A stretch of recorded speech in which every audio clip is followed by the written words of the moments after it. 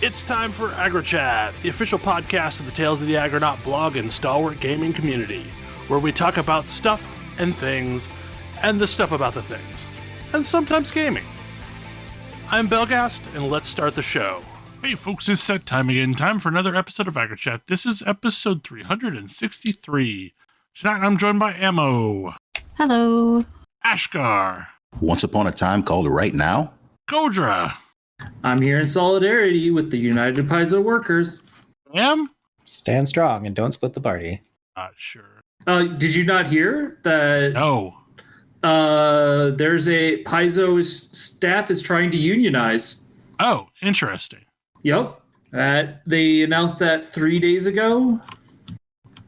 We're currently in waiting for management to recognize the union mode.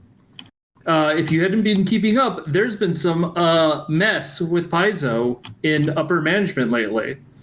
I had not been keeping up.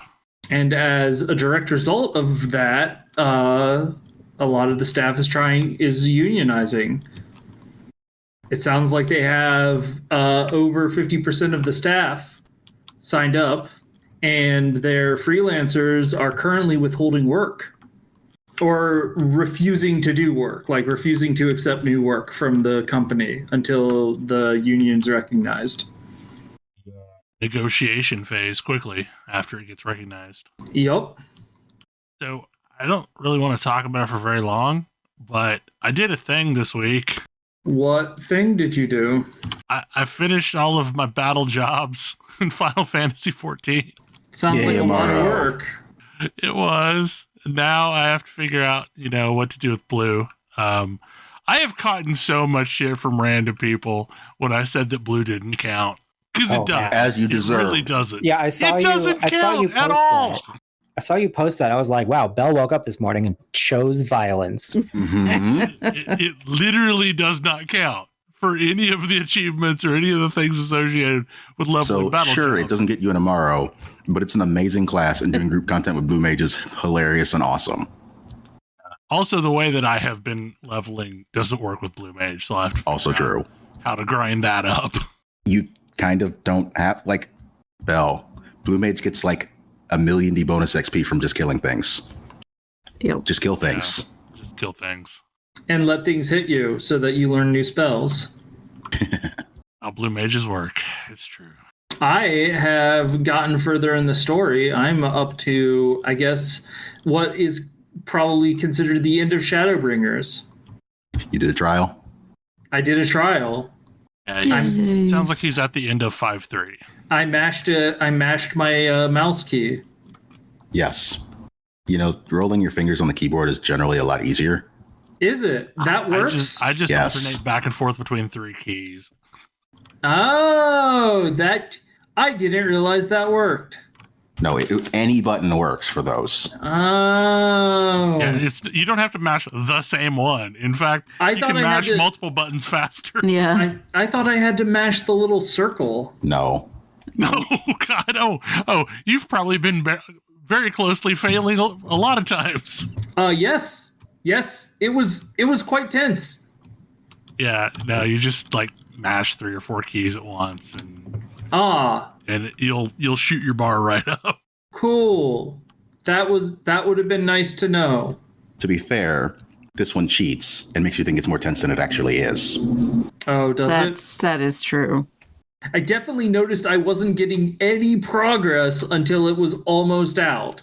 Mm-hmm, And then I started getting progress. I'm guessing that's the cheating. Yep. Supposed to make you feel like this is an impossible odd. But in fact, it wasn't, and I always had a friend out there.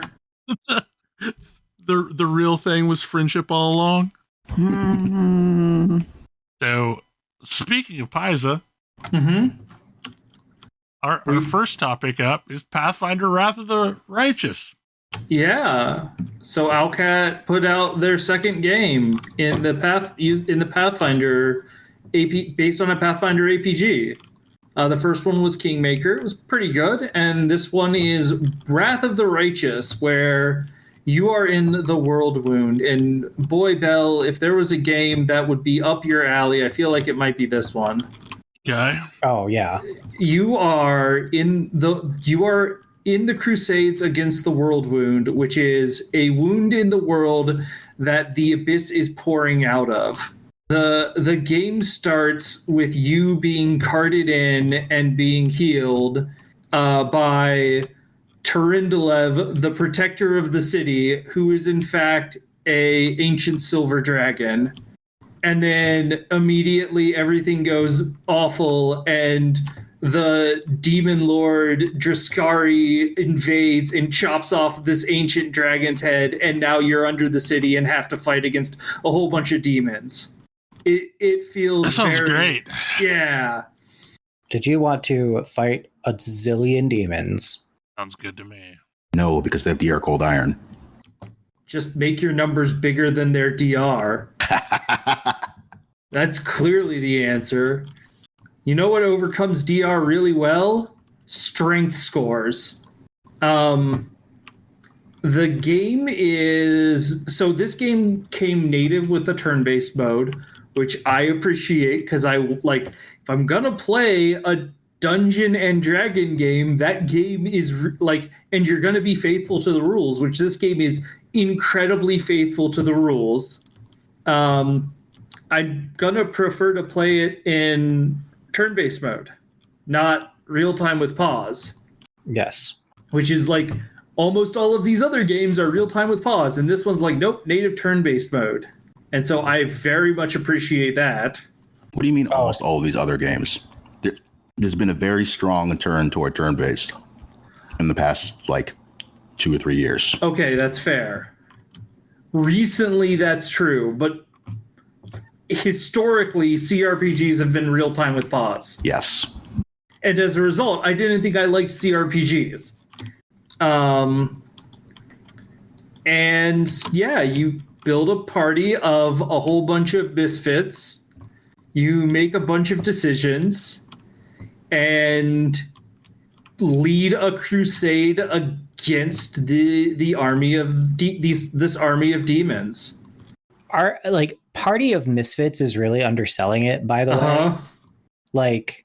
I've commented before that I often feel like I missed the time in tabletop RPGs where it wasn't when I was starting to get into tabletop RPGs, what everybody was really excited about was stuff like Spelljammer and what is that neon post-apocalyptic thing? Oh, Gamma World. Gamma World, yeah. And similar. And so standard swords and sorcery, I never actually experienced. And this is eyeballing standard swords and sorcery, but boy, do you not have a single even partly normal party member. You have a mostly lawful paladin. Yeah. I mean, Sela is... So she's actually the headliner paladin in Pathfinder 1. Yeah, Sela is totally cool. She's a chill paladin. She's a chilladin. In fairness, she is much less annoying than most paladins because she's super chill and has a bit of a background. Yeah. She's the paladin with the checkered past who's on the path to righteousness, but remembers what it was like to be that and has a soft spot for all of this company of rogues. Anyway, that's the most normal character. It is. By far. Everybody else is it's hard to even talk about them without spoilers because that's everyone is bonkers. Here's the character that's almost certainly super evil, but you don't know that because she wears an amulet that doesn't let you find out. The game does have a problem that lets you find it out because it turns out secret amulets don't get around alignment restrictions in class selection. Yeah. You can't make her a paladin is what I'm saying.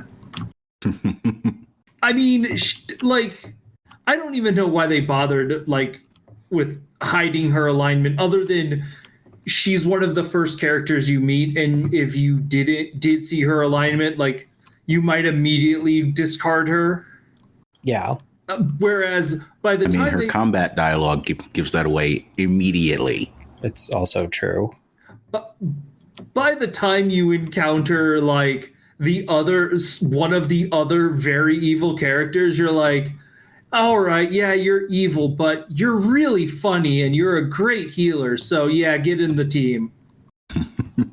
I mean, there's also the game seems to draw a more reasonable distinction between good and evil than a lot of things I've seen. Like, one of the problems with D&D alignment is that, like, self-interested evil instead of mustache twirling evil. Right. Yeah.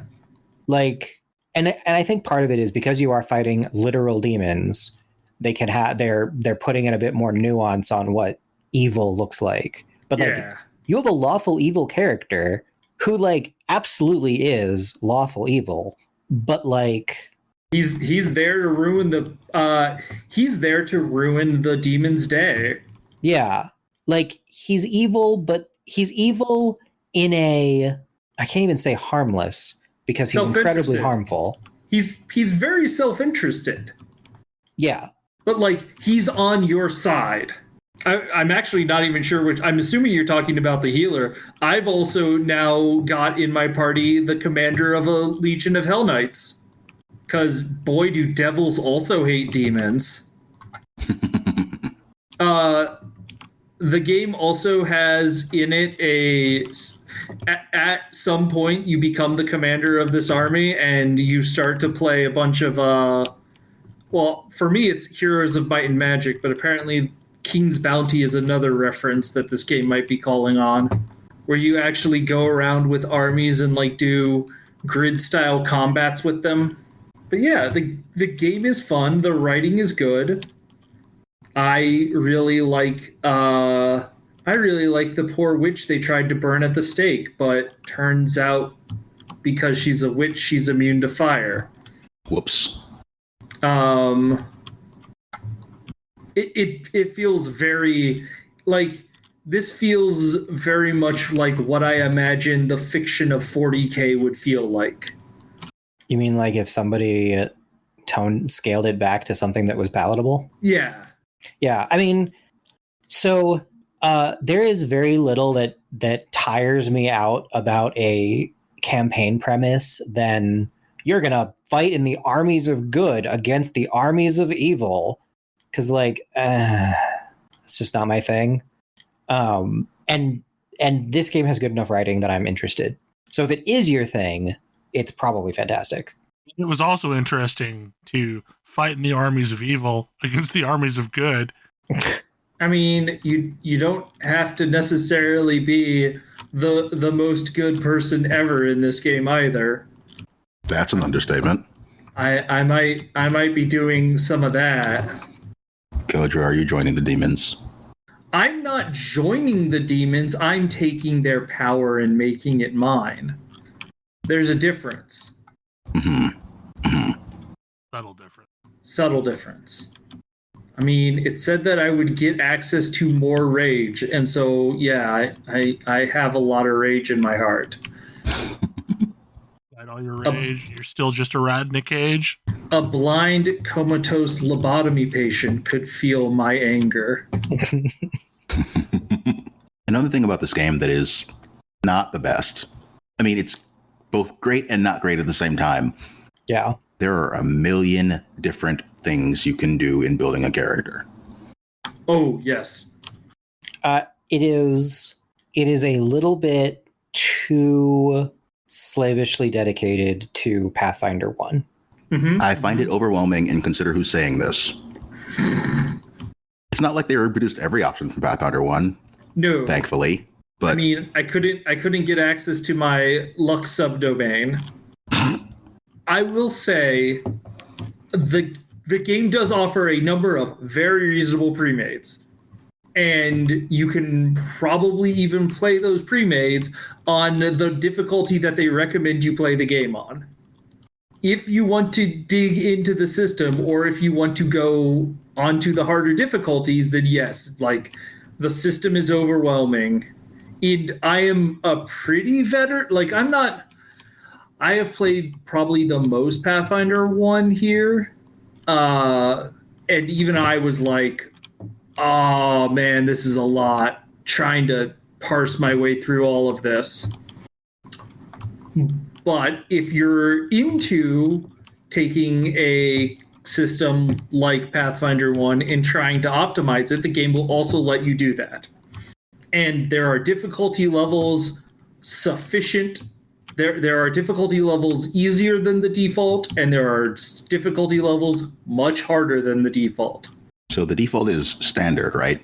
Yes. And then above that is something higher than standard. Daring? Yeah, daring. Then core, which uses the core rules. yeah, except no, because that's harder than the actual core rules of that module. Okay. And then after that is hard, and then unfair. Core actually says, hey, you probably shouldn't play this unless you're very familiar with Pathfinder. And hard and unfair say, hey, you shouldn't play this unless you're very familiar with the inner workings of AggroChat games. Because you will need to optimize even against like the types of AI that we use in these games. Also, plan on rolling a string of unlucky numbers and getting killed. Yeah, I'm not the biggest fan of that, so I'm not even playing on standard. Having played CRPGs before, and especially having played AggroChat CRPGs before, I don't feel like being frustrated, and I'd like to play just what I want to play. And so I am playing on, like, I don't even remember what the difficulties are, but something relatively trivial. I am playing on core because I do find the prospect of I like the challenge in trying to build out a well-tuned party and optimizing against what they're doing. And I found a number of combats very interesting because of that difficulty. Whereas I mostly don't want to go through the effort of optimizing a 3.5 era character. Yeah, I understand. In fact, it's very funny because most of my knowledge is 3.5, and while Pathfinder is a lot of 3.5, a lot of the stuff that I did that was broken in 3.5, they specifically nerfed in Pathfinder. And so there's a lot of like my knowledge is a little incomplete here. But yeah, things like mostly I just want to run a straight class. Mostly I'm probably not going to have optimal stats. Yeah. Because I'm probably not playing a human. That is true.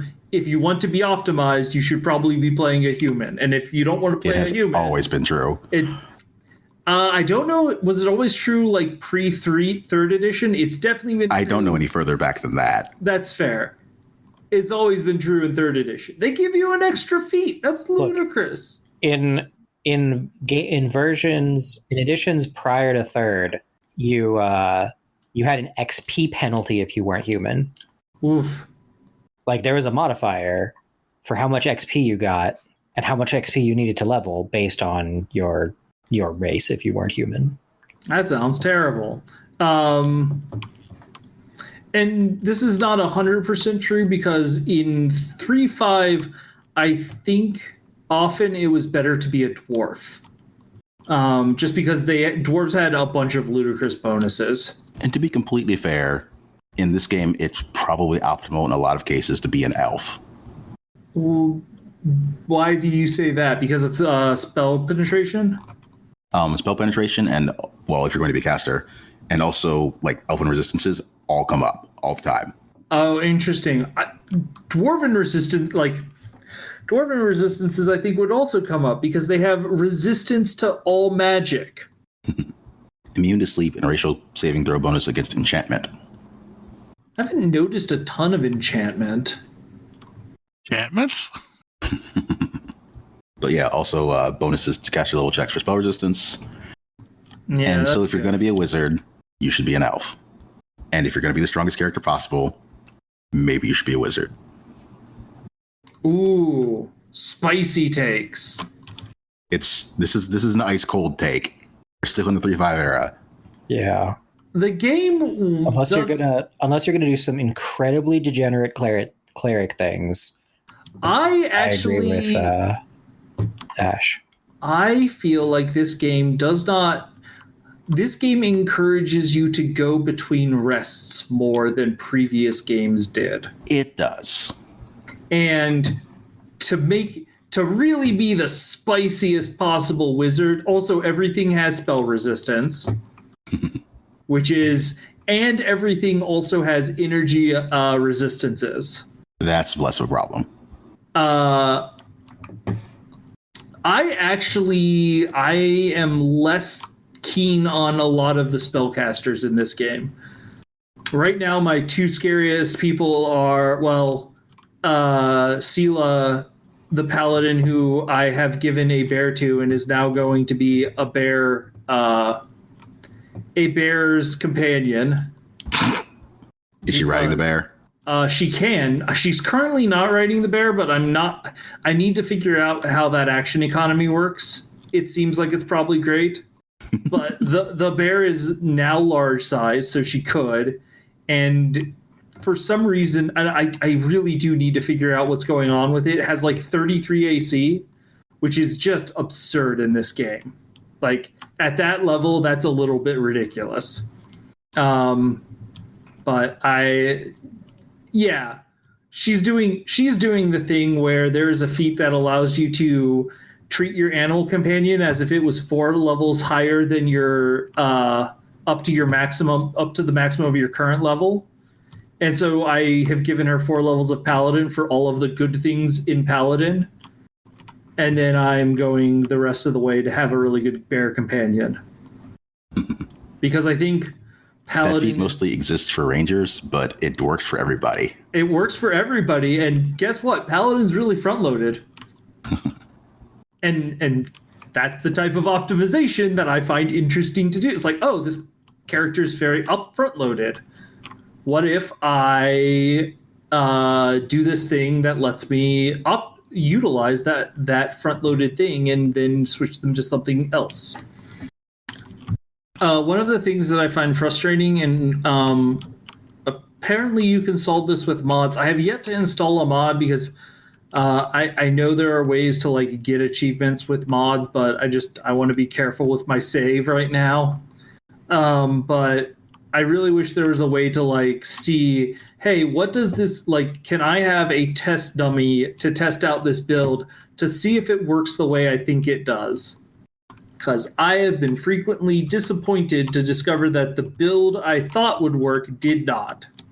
And that is definitely a challenge between playing a pen and paper game and playing a computer RPG, where in a pen and paper game, I'd be like, oh, this doesn't work, I will pick something else. Versus, oh, this doesn't work, well, the computer says it doesn't work, and so I don't get around it, and also I can't pick something else. On difficulties below core, you can respec. You can respec some in core. It does cost you money. It doesn't at the beginning, but eventually it will. At Helor. Yep. But do they not cut off respecs until unfair? Do they not cut off respecs until unfair? I don't know. But Helor definitely exists and will let me respec my characters up until the point I got them. Yes. Which I was disappointed to discover. You can't go any farther back than that on easier difficulties either. That's fine. Another game that we're talking about a little bit before the show is Unsighted. Yes. So I've actually been following this game because of the developer and not necessarily the game itself. But in order to torture a genre even further. Ooh, are we going to talk about Dark Souls? It's a Zeltroidvania. Zeltroidvania, nice. It's the Dark Souls of damn, I forgot the name of the game. The Dark Souls of Hyper Light Drifter. Yeah, I was going to say, is it the Dark Souls of Hyper Light Drifter? It is not. Hyper Light Drifter is the Dark Souls of this game. At least Okay. thus far. Like, it's really neat. Basically, it's got a map that you're exploring. It's kind of like Zelda. It's sort of like Zelda.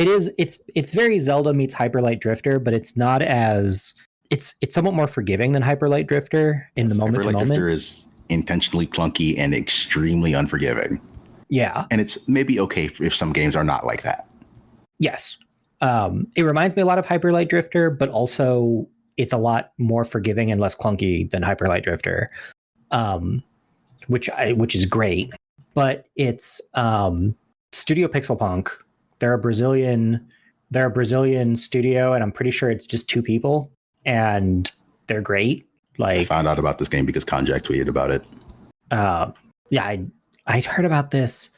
I mostly heard about this from like certain game dev circles.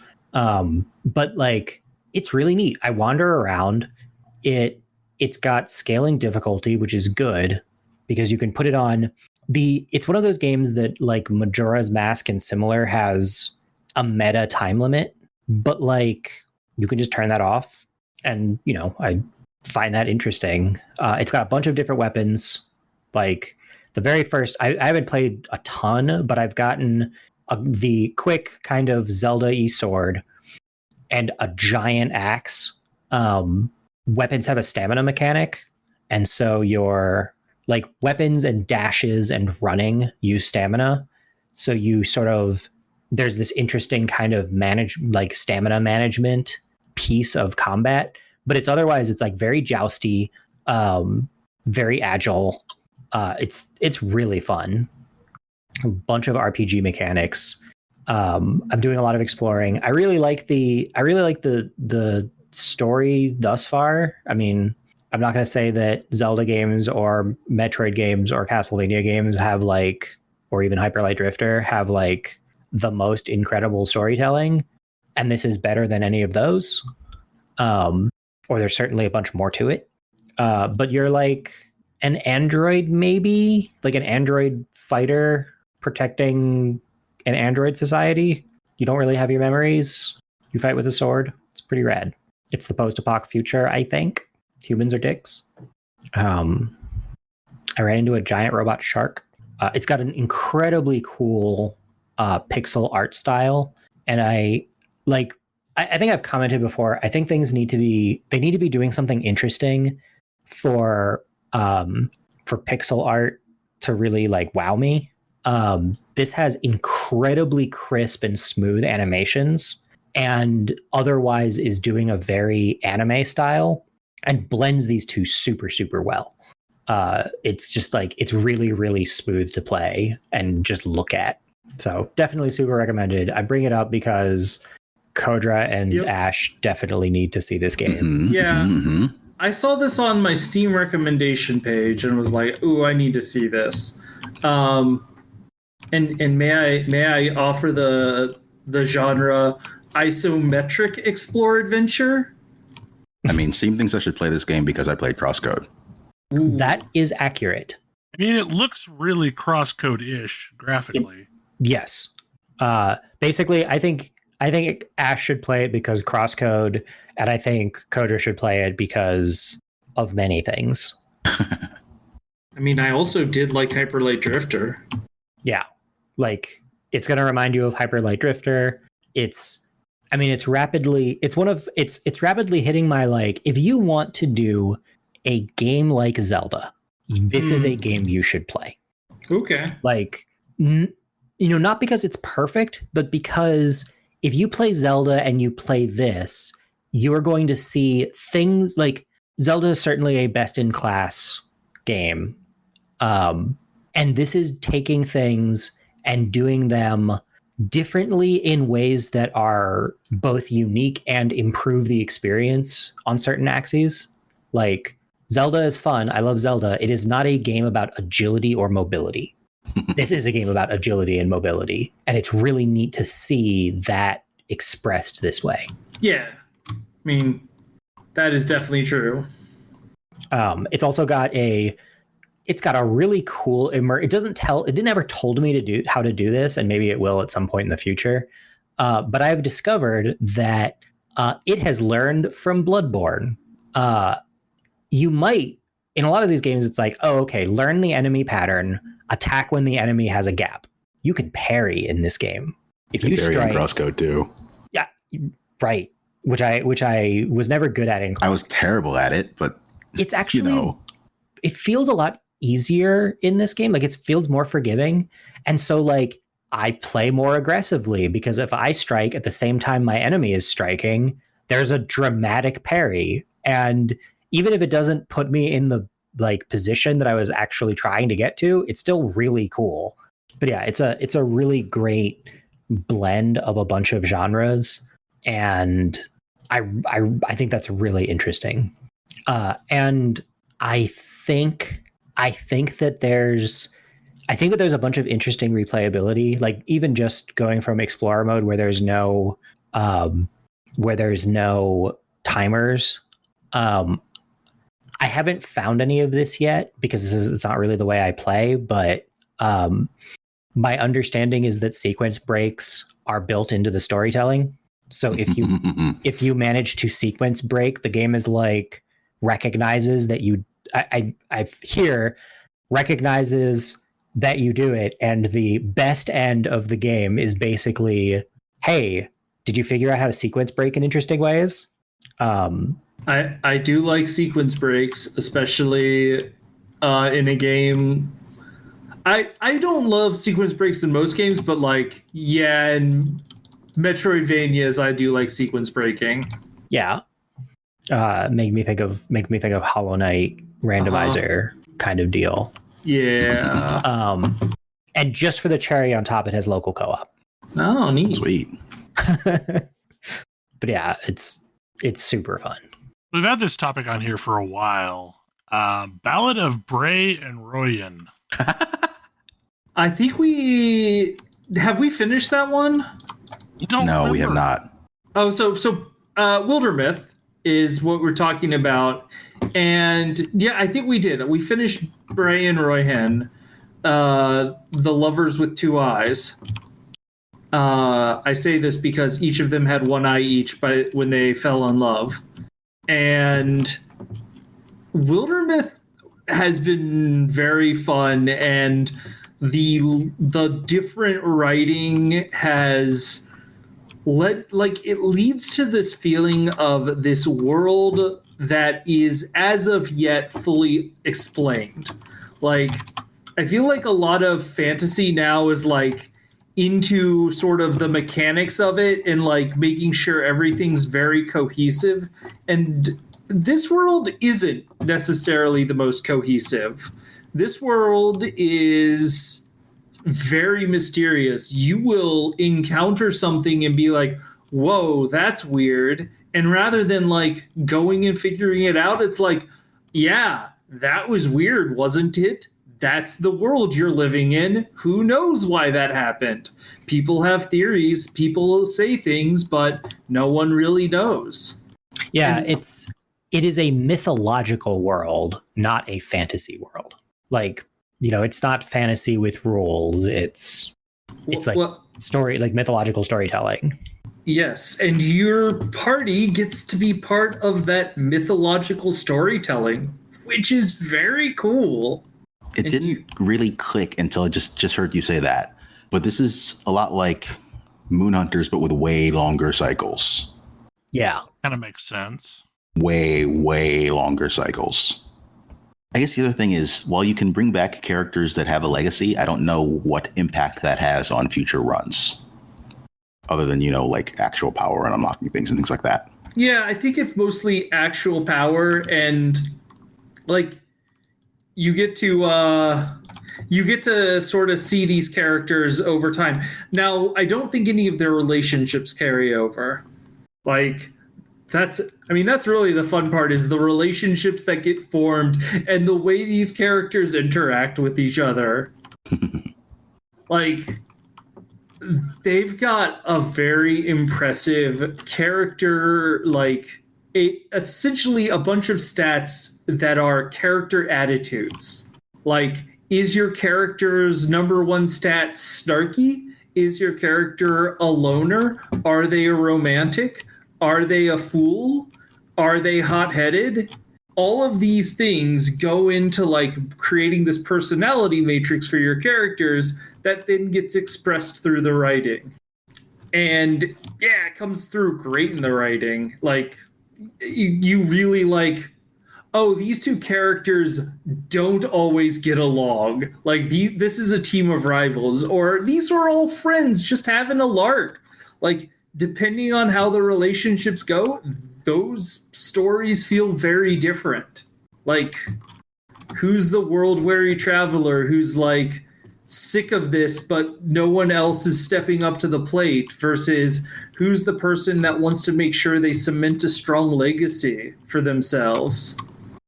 I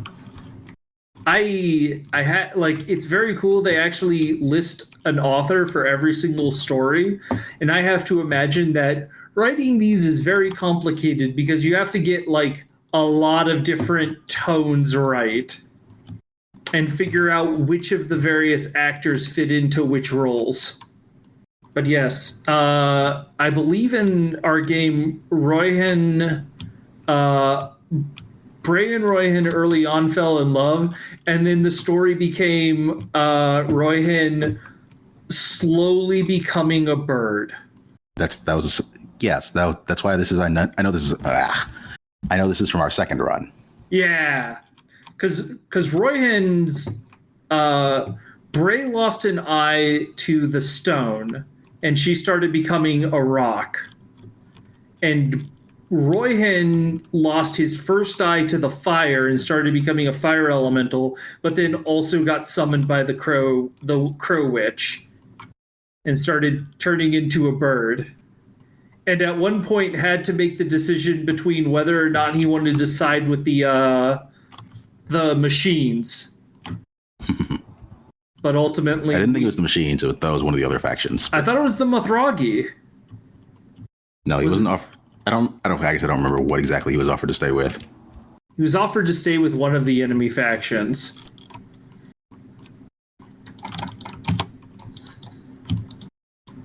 But yeah, we've been playing a lot of that, and yeah, it's very fun. And it's continuing to generate new stories with new characters that are completely randomized, but still quite endearing. I am uncertain what this topic is. Adventures in Turning Up the Crisis? So, have you played Stellaris, Bell? I have not played Stellaris. Okay.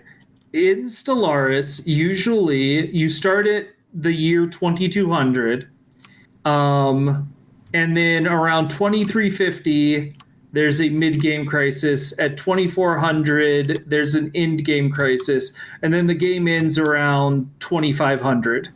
We turned all of those numbers up by 100 years. So everything happened sooner. Everything happened sooner. We've been having an issue in multiplayer Stellaris. Sorry. We've been having an issue with multiplayer Stellaris where things sort of stalled out and never actually triggered some of the appropriate endgame things. So we moved everything up just to see if we could actually make it happen and see what happens. Turns out a lot of these things are not really... They're a little hard to be ready for if they come 100 years too soon. Yeah. What kind of calamity did you have to deal with? One of the marauders in our space decided to become the Great Khan and went Mongoling through the entire galaxy until he died. And his empire broke up into a bunch of tiny factions. Yeah, I believe in that game, both Tam and I had to almost immediately become a satrapy of his, because otherwise he would have just destroyed us. Yeah, we just gave in immediately. I was a little farther away and decided to see if I could hold the borders, and I almost did, but I still kind of got my fate punch in. You didn't lose too much space. No, I didn't lose too much space. I did, however, have a neighbor decide that was an appropriate time to go to war. Ooh, that's a jerk move. Yes, well, all my ships were gone. Yeah, that can happen. And then right after I had decided to turn all of my clones into robot clones, I was actually playing in this game one of the new origins, which is you are the remnants of a clone army, which means that you're entirely like reliant on these cloning vats for building and maintaining your population. This origin has some stuff that makes it quite overpowered, I would say. That was my take on it. It felt very powerful, but I had at some point decided to turn all of my clones into robots, and then we got invaded by a contingency, which is a signal that decides to take over all robotic life in the galaxy. So that was a problem. It's like really bad times.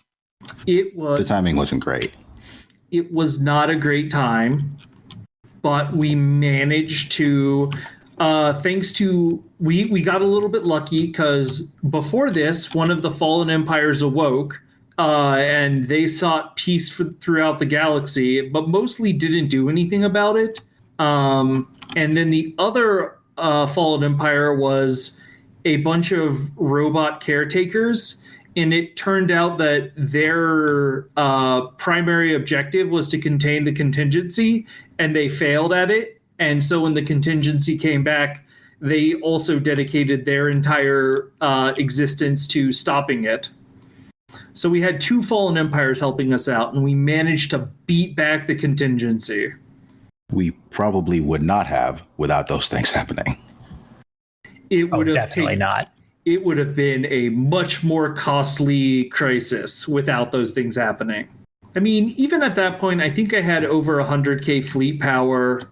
I think we would have eventually been okay, but it would have been it would have left us in a much more dire position at the end. I feel like one of the really cool lessons is that is Tam, your faction was so effective. Yeah, it was really interesting. Like, I'm always interested to see like what kinds of interesting ways are there to play this game. And part of it is like, okay, yes, if you're like, I make a huge military with a bunch of cool tech and just punch everyone else in the face, you win. And like, how good can you be at punching everyone in the face without drawing so much aggro that everybody in the universe tries to stop you? But more interesting is, what if you don't fight wars? Or like, what if you're pacifists? Do you just get wrecked? And like, Stellaris really wants you to go wide over tall for the most part. It is significantly less effective to build up than build out. You really do want to expand dramatically. It is one of those X's after all. Yeah. But it is interesting to see like, what are the various ways in which you can do that? Because one of the reasons that, I can go to war with people is you can just be like, you can make claims on other people's territory and be like, I should have that. I should have that. I should have that. You should give that to me. Oh, you're not going to give that to me? We're going to war for it. I punch you in the face in the war, and now I have all this space. And it leads to a kind of snowball effect where as you get bigger, you get better at taking on other things and making them smaller so they're less capable of fighting back against you, and it's sort of a continuing thing. With a pacifist faction, you can't make claims. You can't aggressively expand that way. And so it becomes this interesting game of what are the things that you focus on other than just the face punchiest military and with supportive technology that you can get.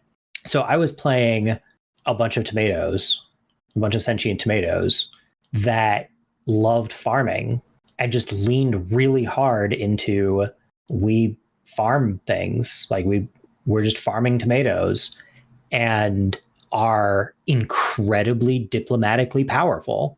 We're just like super diplomats. How does that work? Do they grow more of themselves? Yes. Do they let people eat them? It's difficult to say. Probably. I believe your lore explanation in the game was like maybe only 1 out of 1,000 of tomatoes spawns sentience. Yeah. And so that becomes a new population, and the rest are just empty husks that we sell to people to eat. Yep. They're just selling off their brain dead cousins. I mean, you could have some dark stories in Stellaris by accident. But like, one of the interesting things is you start with, what is it, 3 envoys? If you're a normal empire, you 2. start with 2. Oh, okay. Yeah. You start with 2 envoys, and you can send, and like envoys are your diplomatic agents, and you can send them to do stuff. Prior to earlier this year, you could send them to improve relations or harm relations or represent you with certain things like your federation or the galactic community. This, when Nemesis came out, which was in March, something like that, they added an espionage system. And this envoys also do this. Yes. But that means that your envoys are pretty overloaded. So maybe you should try to get more of them. Yeah. Maybe you should start with 4 instead of 2. And so instead of a bunch of military, I had a bunch of envoys. I finished that game with 14 envoys, which is an absolutely silly number, and mostly meant that I could manipulate the galaxy at large. The other thing that happened is that they removed the ability to have perfect information as soon as you talk to somebody for the first time. So you also need these envoys to actually figure out what everyone else is doing. Yeah. And the more time you spend, you can do a thing where you could do a thing where like your envoys are giving you as your envoys spend more time building your espionage network, you get better information, including much better information than you could have gotten in the previous iteration of the game. Well, and another thing that your envoys let you do is make first contact, which is another new thing in this game. Because previously you had to spend research to learn about other people, but now you have to have envoys spend time learning their language and figuring out how we're going to interact with them in the future. And trying not to get kidnapped. And using that, if you basically, whenever you run across a new species, it's sort of a race to learn who learns about the other one first, because every species you learn something about, you get influence for. And influence is your expanding resource, among other things. And so, like, I had tons of envoys. Every single time somebody new popped up, my expert envoys would be on the case and flood me with influence, and I would expand further.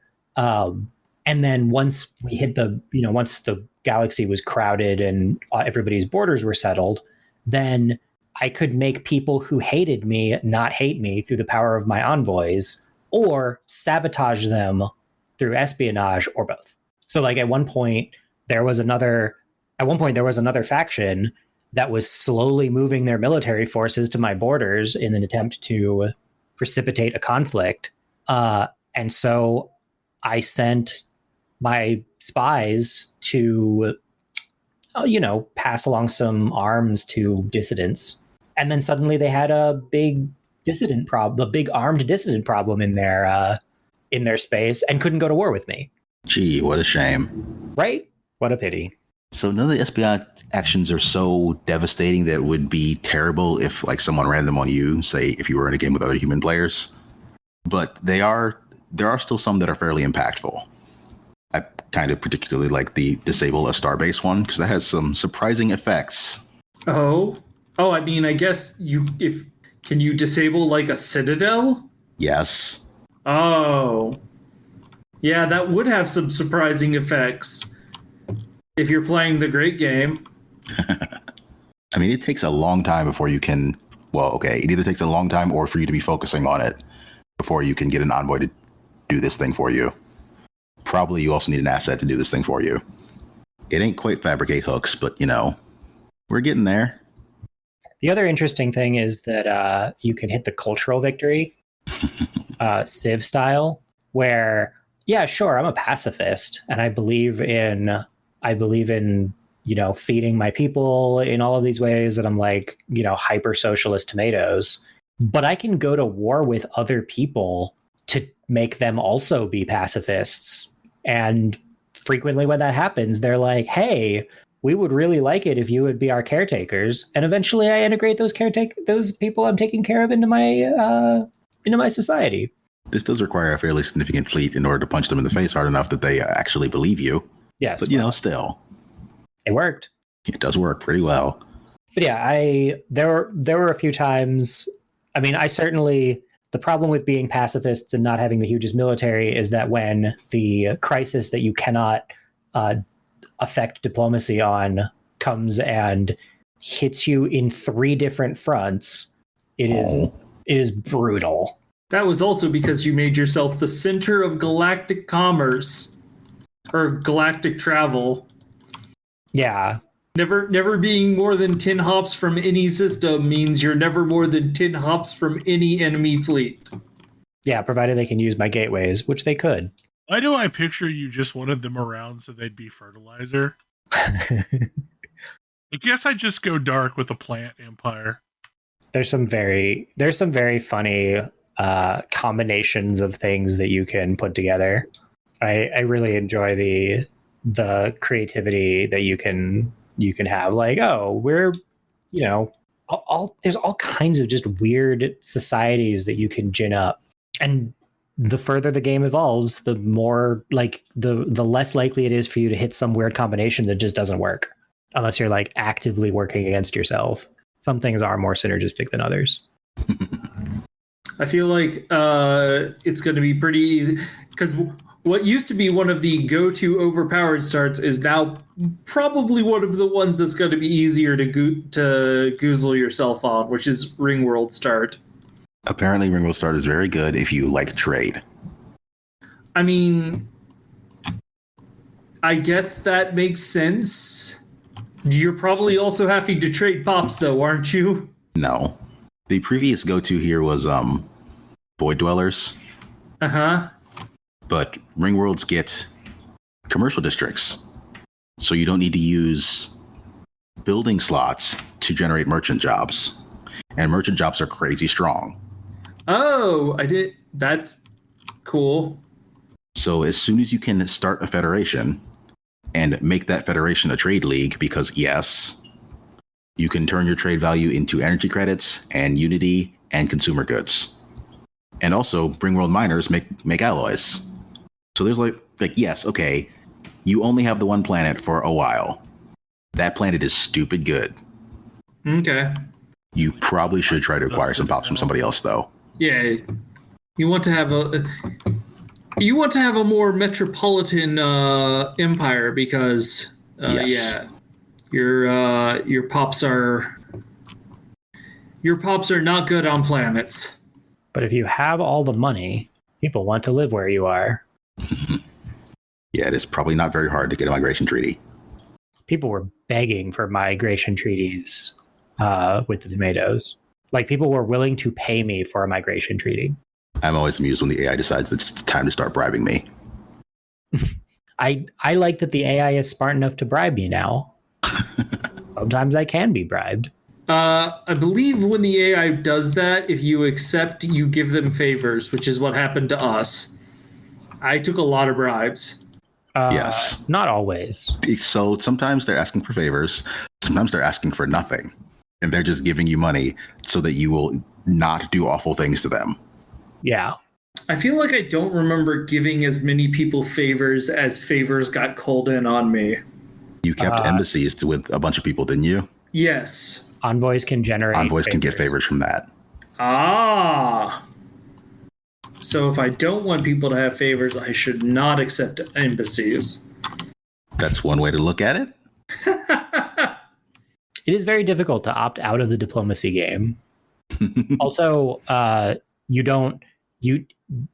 also don't have a ton of choice because you don't even need an embassy to be able to generate favors with an envoy. It's just less likely. Ah. Hilariously, one of their previewed new civics is, I would like to be elves, please, and opt out of this diplomacy thing unless I say I want it. That's funny. You just go sit in your ivory tower and you can call on other people, but they can't call on you. The elves. You're specifically talking high elves. Yes. That's what they said the intended flavor is, but it's whatever you want, really. I do think that since they've added the custodians team to the game, it's been very good. Yes. They specifically broke up their releases into hey, we need to put together new content so we can continue to make money and work on this game. And we need to take care of tech debt. And I think that's going pretty well so far. Yeah, I would agree. So this topic has been on the list for an equally long time. Catering to the minority, competitive play. We might need to come back to that one. I think so. Come back to that one. Okay. This is not a short topic. Okay. You. So we talked a little bit about this before the show. I have not been following the server transfer debate in New World. Has anyone been following it? Oh yeah, I have. What is the current state of that? So, the hotly frustrated server thing was originally they said, you can we're going to transfer servers. You're going to be able to move your characters. In the meantime, please re-roll on some lower pop servers. Somebody specifically asked, can we, if we're on EU East, can we transfer to EU West? And they said, yes, you'll be able to do cross-region transfers. And then they came out with the news that server transfers were coming, and there was not, cross-region transfers were not viable. They were not something that they could possibly do. And that caused a lot of frustration. I was very frustrated because I'm one of those people who is currently on a US West server, and your Minda is US East. So I would not be able to transfer. And I don't have a ton of gaming time at this point to really re-roll and be effective. But today they put out a notice saying that they understood the frustration and they were going to be working to come up with a solution that was going to everything I read, let me read the statement, was we're going to figure out how to do cross-region transfers for you, but if you have not yet rolled a character, please don't roll assuming you'll be able to get cross-region transfers. This is going to be a one-time thing. But apparently they're still working on it. They said that they've got it all done and tested. They just didn't want to do anything disruptive over the weekend play. Whoops. Too bad the servers are emergency maintenancing. Yeah. Yeah. I am blue maging because servers emergency maintenance. Oh, I'm still new worlding, so clearly Ortigia wasn't one of those. But yes, that is where we are at. They should be having server transfers soon, and then they are going to be working to figure out how to do cross-region transfers. And their answers have not been terribly satisfying, but I get the feeling somebody really doesn't want to do the work to code this up and is going to have to do the work to code this up and is currently very resistant to that. And I also feel like, in this case, some CSRs acted as salespeople. And if you've ever been in development, you'll understand what that means. Salespeople have a bit of a tendency to just say you can do whatever. Oh, of course we can do that. Gets back to the office. We have to make this do this. Yeah. Yeah, when I worked for the Palm Pilot developer, there was like a regular cycle of feature creep that somebody decides that like they only want it if it does this one super niche thing, and then we have to figure out how to make it do that super niche thing. Yep. So that's where it's at. It's a frustrating process for everyone, I imagine. Because they probably didn't want to do cross-region transfers, and you know what? They wouldn't have to if they had just told us, don't, like, make sure you're in the same region. Right, exactly. Because y'all wouldn't have picked a server that was in a different region if you had known that. Correct. I'm level 52. I'm not even level 20. Nope. I will be level 60 probably before everyone gets merged together. I mean, I have a character on your server now, but that character is just getting started. I got my first legendary drop. Was it a weapon type that you don't use? No, it was actually a weapon type that I do use. Well, okay, take that back. It was a necklace. Problem is it has a calming gem in it, so I will only use this when I'm not tanking. Oh, can you not remove gems? I've not figured out how to put another gem in because every time I try and socket a new gem, it tells me this gem is not compatible or something like that. So I don't know. Like maybe there's a thing I need to do first, but yeah, it was fine. You know, it's a really nice item. It was a level 52 item that dropped off of a level 32 mob. The mob camps are real weird in this game. It reminds me of EverQuest, whereas like a relatively low level mob had a chance of dropping something that was like essentially viable through the end game, and there was a named mob in Brightwood that had a chance of dropping like a level 40 legendary sword, level 50 purple sword, level 50 purple shield, and a level 52 legendary neck, and had a very specific loot table. And sure enough, in about an hour of killing it, I saw all 4 of those items. The boar that was in the area, the named boar that was in the area that like everybody was farming because the respawn rate was like glitched. It had a chance to drop like this crazy good rapier, and Warren got that. And again, it was like a level 52 equipable rapier that dropped off of like a level 42 mob, something like that. I don't know. It's weird. It's I don't understand their drop tables. I somehow doubt they're really wanting us just to go back into old zones and farm mobs for stuff, but it certainly feels like that. So now I've been cycling through things, just killing any elites that I find a bunch of times just to see if they have interesting things on their drop table. I can make trophies now. What are trophies? Trophies go in your house. Trophies give you a global buff.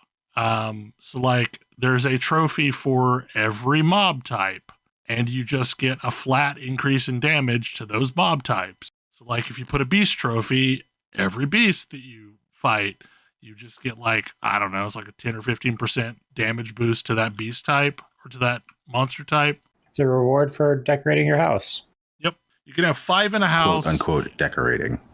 The ones you really want though are the gathering trophies that give you additional chance of getting rare items on gathering and like 15% just additional gathering. So like you get more stuff every time you gather a node.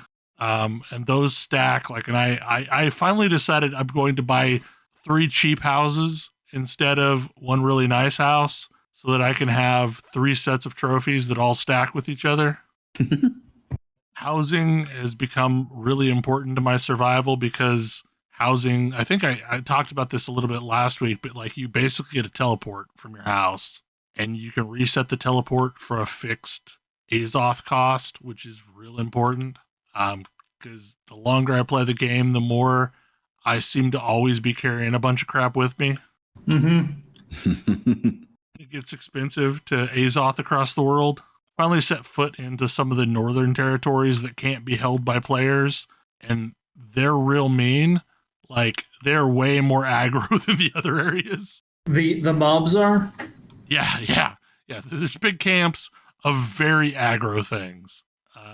But I remember in one of the alpha tests running up north and being terrified, and now I'm in exactly the zone that I ran up through, doing quests up there. And like there's some outposts that you can teleport to, but they just can't be held by any faction. Also, like the world seems way more PvP than I expected it to be. What do you mean? Like most of the portal farming groups are PvP portal farming groups. And I didn't expect that to be a thing. Like I expected people running around and fighting the rifts, basically, to be PvE encounters. But like most of them, for some reason, are PvP. And you can't join PvE players in a PvP group, so like it has to. Oh, so they're just one way or the other. They're just opting to be in PvP. They're opting to be in PvP for the 10% XP boost, but they're also rolling around as like a large group of players And I think they're thinking safety in numbers. Hmm. I mean, you as another player can just follow the Zerg and continue to get XP rewards from the portals. So that's what I've done. I would say XP has slowed down, but like also I'm 8 levels from the end at this point. So I can't say it's really slowed down at all. I'm kind of looking forward to like getting a set of forever gear because I'm kind of getting tired of gearing. I did notice a couple of interesting things. What's Firstly, so I have maxed out swords, and it's been maxed for a while. So I've been working on leveling Warhammer, and so long as I deal any damage with a Warhammer, I'm getting full credit for the kill, even if I swap over to attack it with sword. Is that because your sword is maxed, and so I think so, yeah. Like, but I have to have done some damage with Warhammer for it to work. So, like, if I'm only fighting with sword, I get nothing Warhammer. But if I've done some tests on same mobs, and I get the same Warhammer experience if like I just open with, you know, Path of Destiny to pull everything and then immediately switch to the sword and shield versus doing the entire fight with Warhammer. So that's worth noting. If you end up with a maxed out weapon, you can pretty easily level up another weapon. The other thing that was interesting is I guess one of the devs was talking to a streamer about how gearing works, and everyone kind of assumed it was going to work like Destiny, where your gear level dictated what kinds of drops you were eligible for. So if you imagine, But that's like one of the dumbest things in Destiny. Why would people assume that? Well, okay, it's not a bad idea. Like, it's not that they were wrong. It just works way more contorted than that. So imagine that you've got an item level of 350, and that means you can get like, just, this is hypothetical numbers, not exact numbers. Sure. But imagine that means you're going to get items that are 340 to 360 that'll drop. I hate that. Okay, well that's just the way that, like, that's basically Destiny. Like, Yes, I hate it. like, Yes, like there's a sliding scale. I did just say I think that's one of the dumbest things about Destiny. So it's worse than that. Uh-oh. So there's a bunch of gear on the faction vendor. You can pick up and equip, and you think, hey, by doing this, I'm unnaturally increasing my gear score, which means I'll get better drops. Wrong.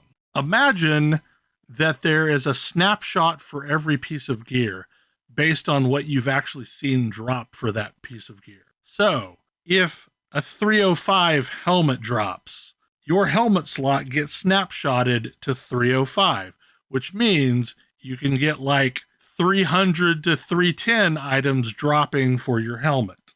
Oh, but boy. if you've only seen a 250 item for your gloves is still back at 250, and you have to physically see an item drop. That's bad. You don't have to equip it. It just has to have dropped. That's bad, and they should feel bad. To move your scale up. Yeah. So it's going to be weird to get better gear in this game. And equipping a crafted item and equipping... I feel like I understand why one would do this, but I can still say it's stupid. It's dumb. Yeah. So it's going to be a lot of just doing a lot of stuff and hoping, you know, you get drops that bump your snapshots per item slot up. That's dumb and bad. Like, I feel like it is that way because they're trying to make people do an unnaturally lot of content in order to get the gear score. Yes. But Hold on a sec. Why can you not just craft this gear? Like, yeah, is that going to create the situation where the best gear is just crafted? The best because nobody's going to bother doing the stuff to get the drops. Yeah, so the best gear is crafted, or, you know, the stuff you buy from your faction vendor is essentially a starter set, and then you just have to do a bunch of stuff to start getting world drops that are worth a damn. And that seems real artificial. Because like when you ding 60, it immediately sets you to everything from that point on is going to be at least level 500. But in theory, the cap right now is 600. So there's a lot of room between those two numbers for stuff to start dropping.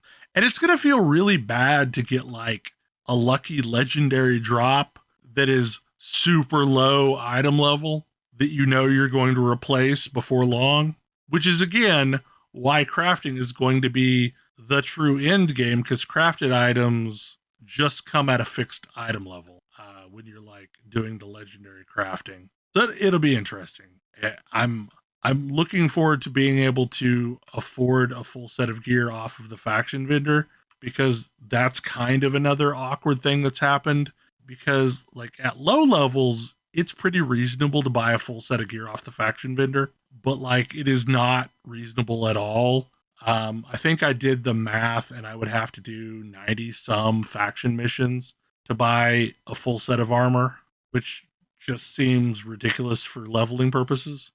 I mean, yeah, they're not trivial to do either. Like they take time. I mean, I could start like grinding for them, and by the time I did it, I would be 60 and would need a totally different set of gear.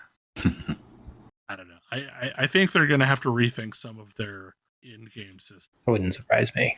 It is about time. Any final thoughts? It took me forever to get to it, but I'm started playing Unsighted, and it's kind of cool. So maybe hear more about that later.